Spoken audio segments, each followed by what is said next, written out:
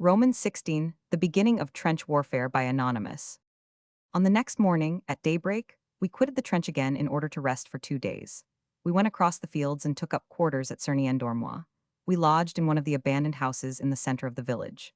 Our field kitchen had not yet arrived, so we were obliged to find our own food.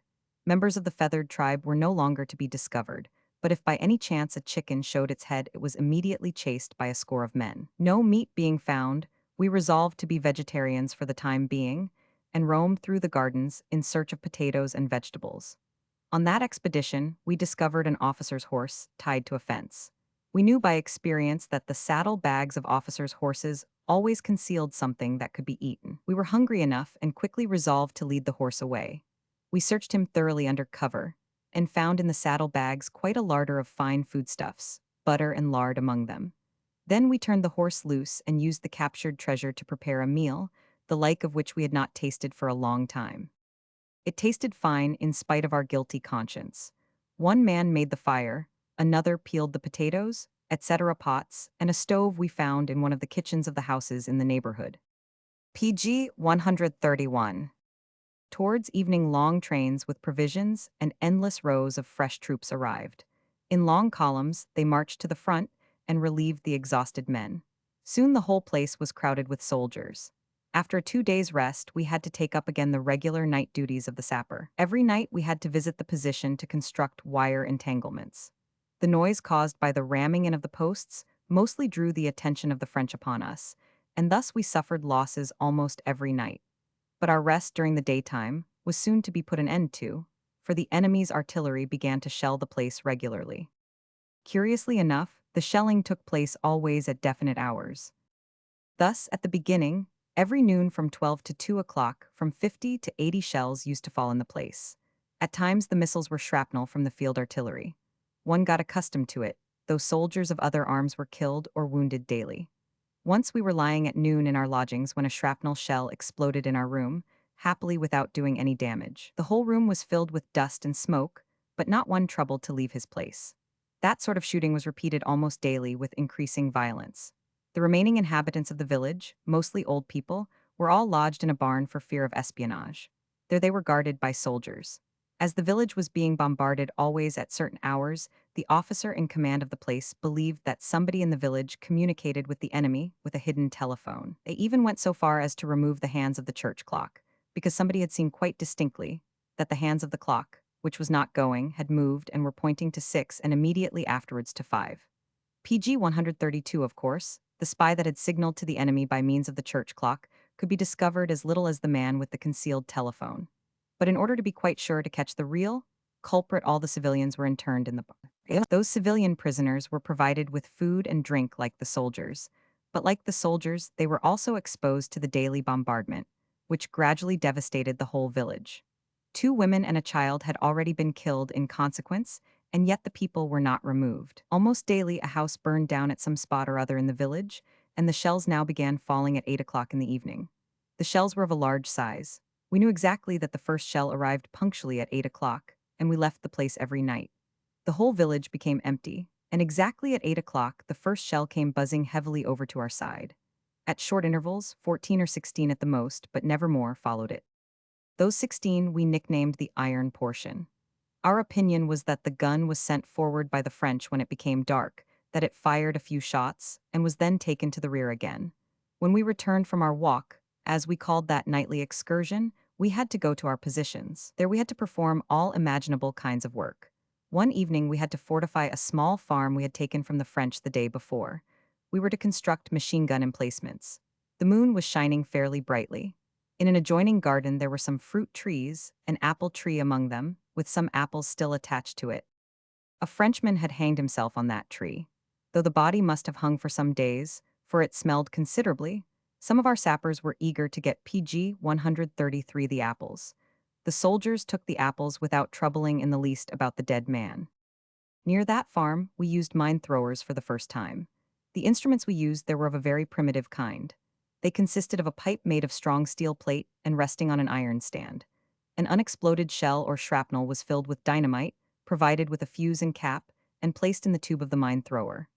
Behind it was placed a driving charge of black powder of a size corresponding with the distance of the target and the weight of the projectile. The driving charge, too, was provided with a fuse that was of such a length that the explosion was only produced after the man lighting the fuse had had time to return to a place of safety. The fuse of the mine was lit at the same time as the former, but was of a length commensurate with the time of flight of the mine, so as to explode the latter when the mine struck the target, or after a calculated period should the mark be missed. The driving charge must be of such strength that it throws the projectile no farther than is intended. The mine thrower is not fired horizontally, but at a steep angle. The tube from which the mine is fired is, for instance, placed at an angle of 45 degrees and receives a charge of 15 grams of black powder when the distance is 400 yards. It happens that the driving charge does not explode, and the projectile remains in the tube. The fuse of the mine continues burning, and the mine explodes in the tube and demolishes the stand and everything in its neighborhood. When we used those mine throwers here for the first time, an accident of the kind described happened. Two volunteers and a sapper who were in charge of the mine thrower in question thought the PG-134 explosion took too long a time. They believed it was a miss. When they had approached to the distance of some 5 paces, the mine exploded, and all 3 of them were wounded very severely. We had too little experience in the management of mine throwers. They had been forgotten, had long ago been thrown on the junk heap, giving way to more modern technical appliances of war. Thus, when they suddenly cropped up again during the War of Position, we had to learn their management from the beginning. The officers, who understood those implements still less than we ourselves did, could not give us any hints, so it was no wonder that accidents like the foregoing happened frequently. Those mine throwers cannot be employed for long distances. At 600 yards, they reach the utmost limit of their effectiveness. Besides handling the mine throwers, we had to furnish secret patrols every night. The chief purpose of those excursions was the destruction of the enemy's defenses or to harry the enemy's sentries so as to deprive them of sleep. We carried hand grenades for attack and defense. When starting on such an excursion, we were always instructed to find out especially the number of the army section that an opponent we might kill belonged to. The French generally have their regimental number on the collars of their coat or on their cap. So whenever we spifflicated one and succeeded in getting near him, we would cut that number out of his coat with a knife or take away his coat or cap. In that way, the German Army Command identified the opposing army corps. They thus got to know exactly the force our opponent was employing and whether his best troops were in front of us. All of us greatly feared those PG-135 night patrols, for the hundreds of men killed months ago were still lying between the lines. Those corpses were decomposed to a pulp. So when a man went on nocturnal patrol duty, and when he had to crawl in the utter darkness on hands and knees over all those bodies, he would now and then land in the decomposed faces of the dead. If then a man happened to have a tiny wound in his hands, his life was greatly endangered by the septic virus. As a matter of fact, 3 sappers and 2 infantrymen of the Landwehr Regiment No. 17 died in consequence of poisoning by septic virus. Later on, that kind of patrolling was given up or only resorted to in urgent cases, and only such men were employed who were free of wounds. That led to nearly all of us inflicting skin wounds to ourselves to escape patrol duty. Our camping place, Cerny-en-Dormois, was still being bombarded violently by the enemy every day. The firing became so heavy at last that we could no longer sleep during the day. The large shells penetrated the houses and reached the cellars. The civilian prisoners were sent away after some had been killed by shells. We ourselves, however, remained in the place very much against our inclination, in spite of the continuous bombardment. Part of our company lived in a large farmhouse, where recently arrived reserves were also lodged. One day, at noon, the village was suddenly overwhelmed by a hail of shells of a large size. 5 of them struck the farmhouse mentioned, almost at the same time. All the men were resting in the spacious rooms. The whole building was demolished, and our loss consisted of 17 dead and 28 wounded men. The field kitchen in the yard was also completely destroyed. Without waiting for orders, we all cleared out of the village and collected again outside. But the captain PG 136 ordered us to return to the place because, so he said, he had not yet received orders from the divisional commander to evacuate the village. Thereupon, we went back to our old quarters and embarked again on a miserable existence. After living in the trenches during the night, in continual danger of life, we arrived in the morning, after those hours of trial, with shattered nerves at our lodgings. We could not hope to get any rest and sleep, for the shells kept falling everywhere in the village. In time, however, one becomes accustomed to everything. When a shell came shrieking along, we knew exactly whereabout it would strike. By the sound it made, we knew whether it was of large or small size, and whether the shell, having come down, would burst or not. Similarly, the soldiers formed a reliable judgment in regard to the nationality of an aeroplane. When an aeroplane was seen at a great distance near the horizon, the soldiers could mostly say exactly whether it was a German or a French flying machine. It is hard to say by what we recognize the machines. One seems to feel whether it is a friend or a foe that is coming. Of course, a soldier also remembers the characteristic noise of the motor and the construction of the aeroplane. When a French flyer passed over our camp, the streets would quickly empty themselves. The reason was not that we were afraid of the flying man. We disappeared because we knew that a bombardment would follow after he had landed and reported. We left the streets so as to convey the impression that the place was denuded of troops. But the trick was not of much use. Everyday houses were set alight, and the church, which had been furnished as a hospital, was also struck several times.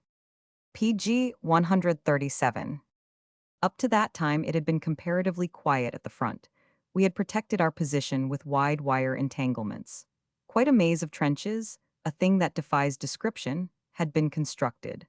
One must have seen it in order to comprehend what immense masses of soil had been dug up.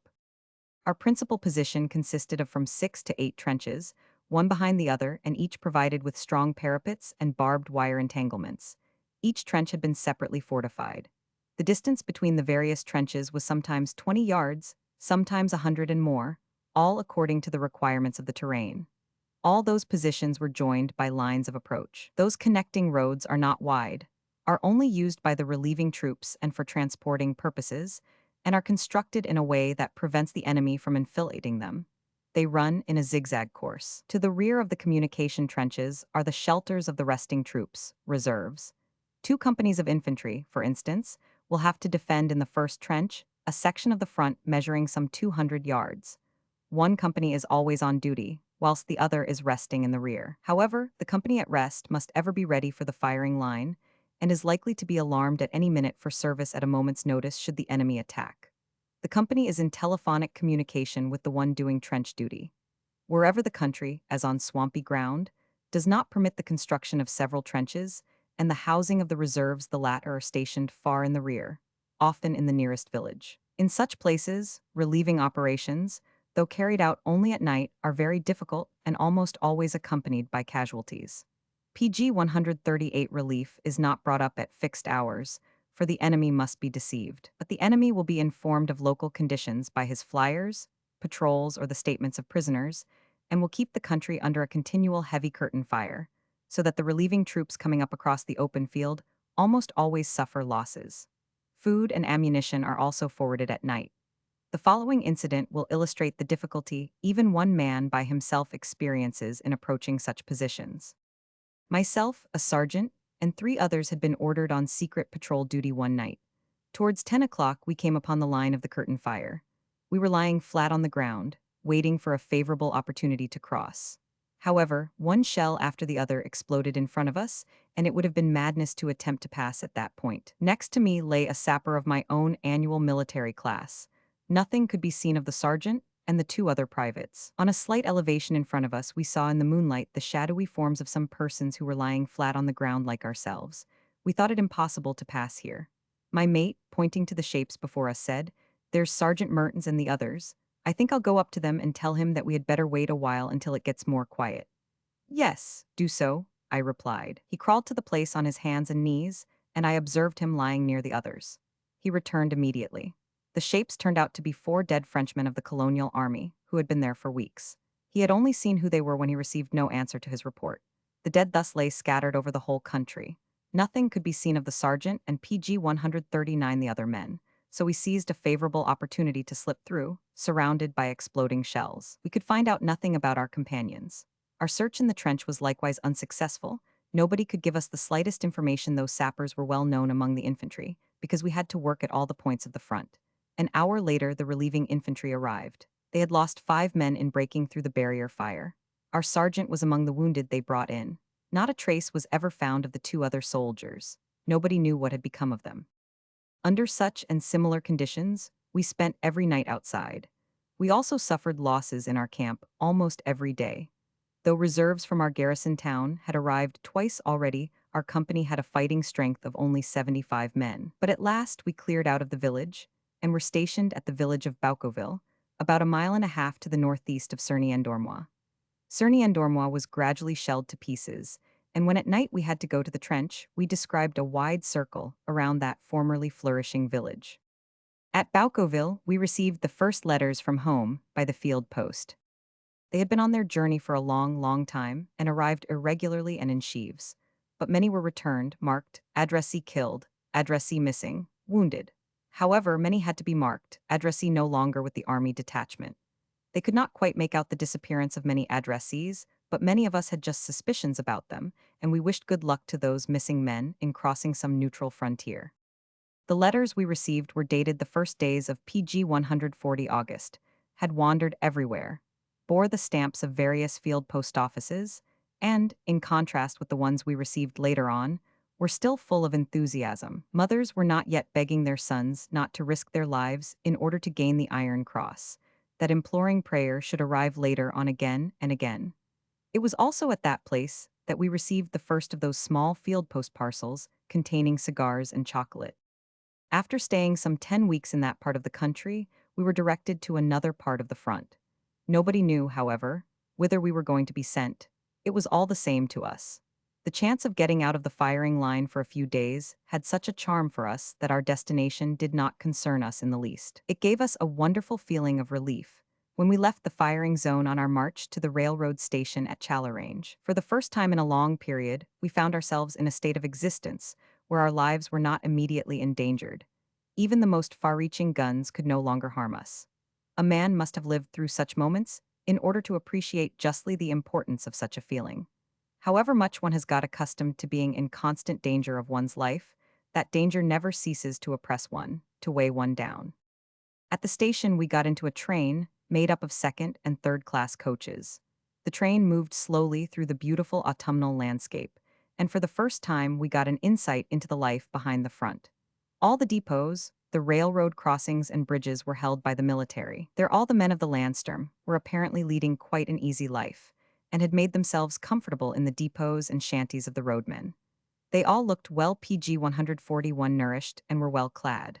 Whenever the train stopped, those older men treated us liberally to coffee, bread, and fruit. They could see by our looks that we had not had the same good time that they were having. They asked us whence we came. Behind the front, things were very lively everywhere. At all the larger places, we could see long railway trains laden with agricultural machinery of every description. The crew of our train were men of the Prusso-Hessian state railroads. They had come through those parts many times before, and told us that the agricultural machines were being removed from the whole of the occupied territory and sent to East Prussia in order to replace what the Russians had destroyed there. The same was being done with all industrial machinery that could be spared. Again and again, one could observe the finest machines on their way to Germany. Towards midnight we passed Sedan. There we were fed by the Red Cross. The Red Cross had erected feeding stations for passing troops in long wooden sheds. Early next morning we found ourselves at Montmedy. There we had to leave the train and were allowed to visit the town for a few hours. Page 142.